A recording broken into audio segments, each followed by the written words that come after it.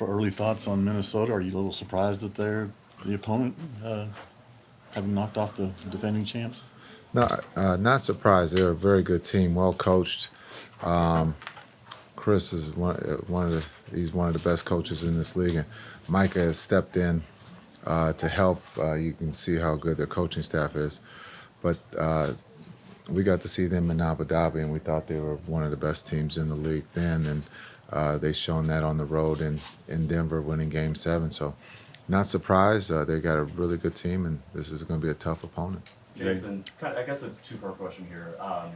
Typically going into a playoff series, how common is it that a lot of the prep is looking back on games you played in the regular season against your new opponent? And in this case, with Luka and Kyrie barely playing, and I think they played all the games before the trade deadline, how useful is it to even go back and look at those games that you guys played? Yeah, it's kind of similar to the Oklahoma City. So we didn't have pretty much the team that we have today. So we'll still watch the video. We still have prepped for Minnesota. We started that today, so with film and practice on the floor. So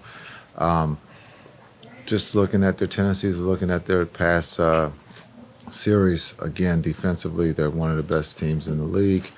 Offensively, if they get out in transition, they're as good as anyone. And then Ant's playing at an MVP level right now, and so they got guys that can score the ball. Cat, and then Conley is the glue. He keeps those guys together, and so this is a great test for us. It's going to start in Minnesota. The first two are there, so we got to find a way to try to get a win. Coach, what stands out to you about Anthony Edwards, and just not just his play on the court, but the leadership that he has with his team right now? Yeah, I think when you look at Ant, just his ability, one, to command leadership at 22, that's pretty special. His talent, his smile is infectious. You just look at he has all the qualities, and he is a star in this league. But again, his teammates trust him, and they should. He's one of the best players in the world, but I think he is built to be a leader in this league, and he's showing that here in the playoffs. This series is going to be cast, at least by some, as Ant versus Luka. What do you think of the prospect of that matchup, and just the way that their two games maybe? I don't know if they mirror each other, obviously, because they're very different styles of players, but two players that are both kind of becoming the face of the league. Yeah, I think when you look at the star power, you got plenty of stars in this series, and so. Just understanding Ant, he's a star in this league, and also Luka is. So I think that's how it's going to be built. But also, I think, as we know, it's going to be what role players play the best in this series. That gives that team the advantage, and hopefully we're that group. What's unique about Jaden McDaniels as an on-ball defender? His length, his ability to move his feet. He has great hands.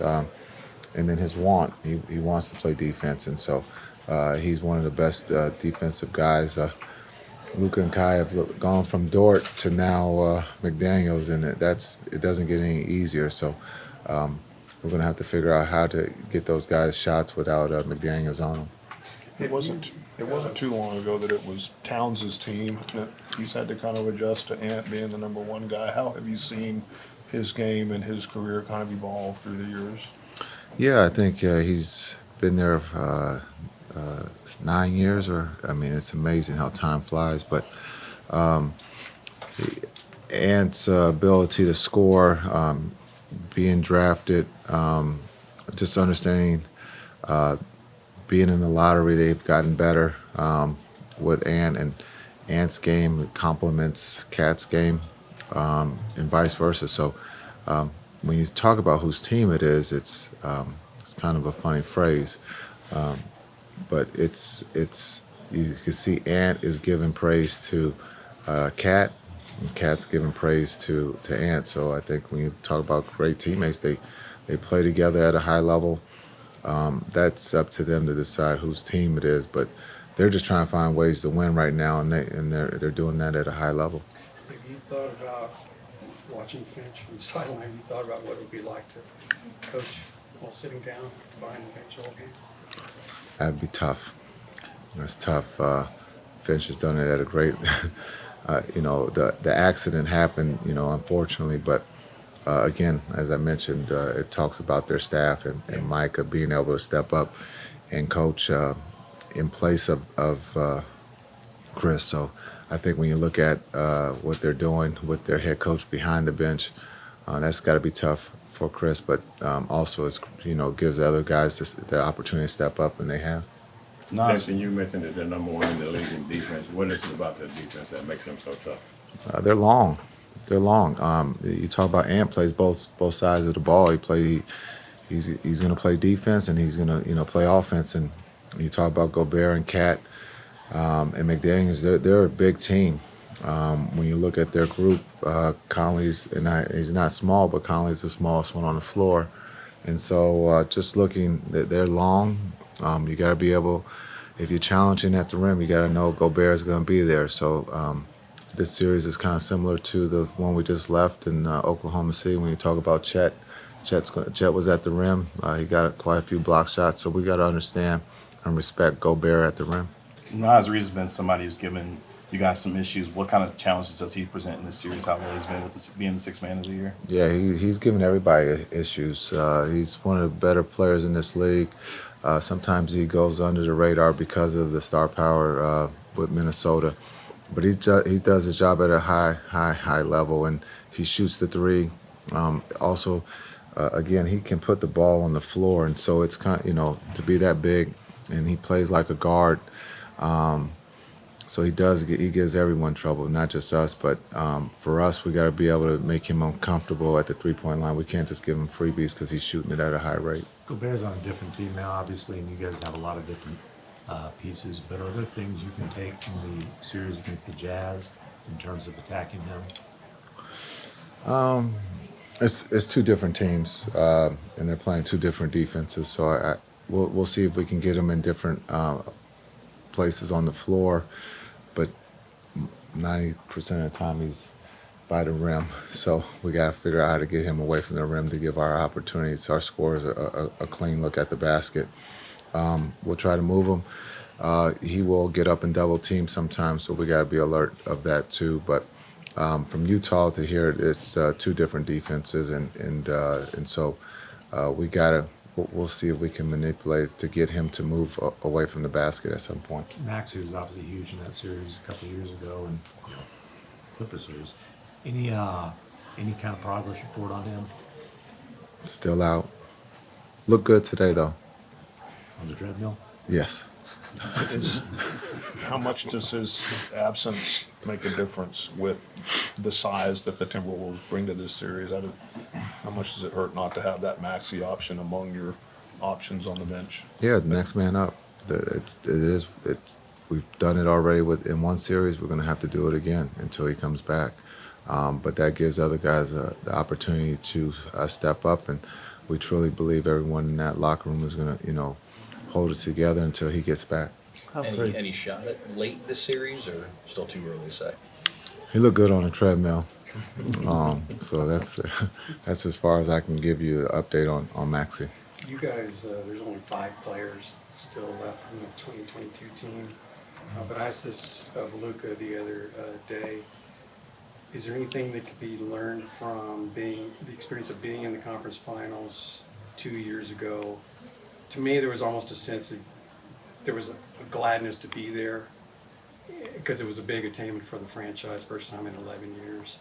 That maybe you guys approached, not that you didn't try in that series, but that maybe there was a little bit of exhale.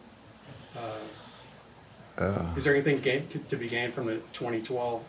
Yeah, experience is always important, but sometimes we do put a lot, maybe a little bit too much on experience. We didn't have any experience going into the second round. We'll have very little experience going into the Western Conference Finals. So, we have rookies.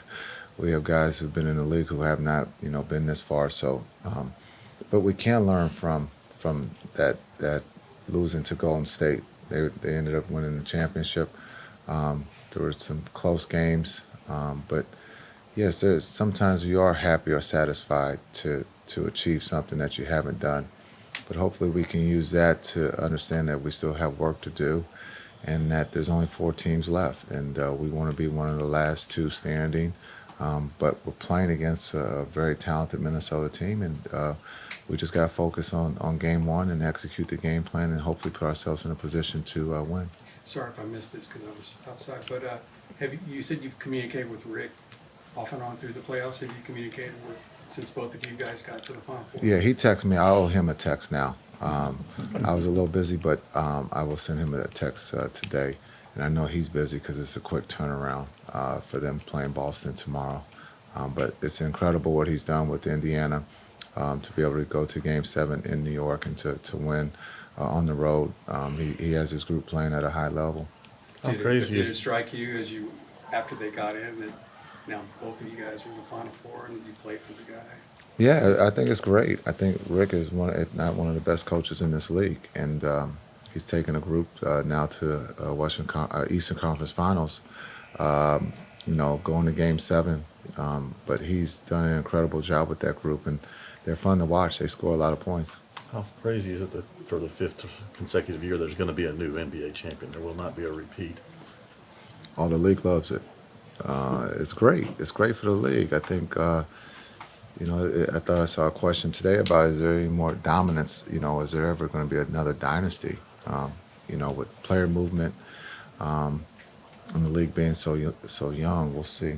But it's great. That gives everyone the opportunity that they truly believe that they can win a championship at the starting line of this marathon. And you have 4 left.